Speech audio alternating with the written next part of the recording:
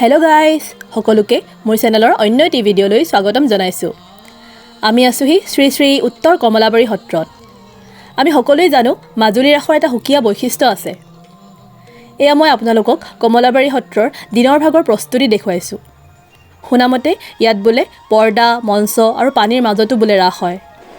আপোনালোকক যিমানখিনি পাৰোঁ ৰাসৰ দৃশ্যাংশ দেখাবলৈ চেষ্টা কৰিম। ব'লকচোন ভিডিঅ'টো আৰম্ভ কৰোঁ।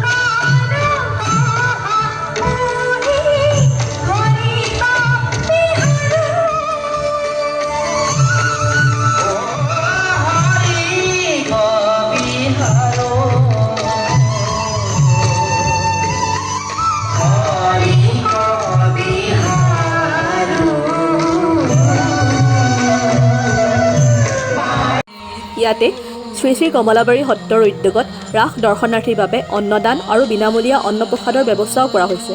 এয়া সঁচাই এটা লেখত ল'বলগীয়া পদক্ষেপ। লাহে লাহে সন্ধিয়া হৈ আহিছে।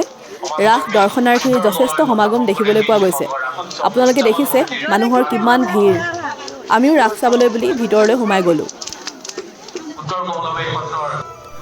অলপ পাছতে আজিৰ নাট আৰম্ভ হ'ব। আমি সকলোৱে পুখুৰী পাৰত ৰৈছোঁহি। প্ৰথম পানীৰ পৰাই নাটখন আৰম্ভ হ'ব। ব'লকচোন নাটকখনৰ কিছু দৃশ্যাংশ উপভোগ কৰোঁ।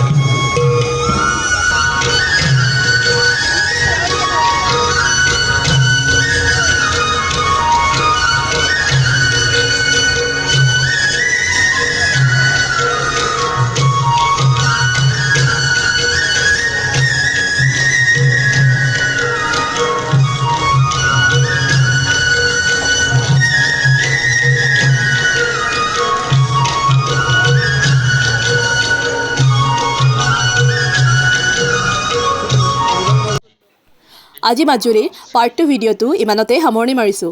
আপোনালোকেও আহক মাজুলী আৰু মাজুলীৰ কলা সংস্কৃতি আৰু ৰাস উপভোগ কৰক।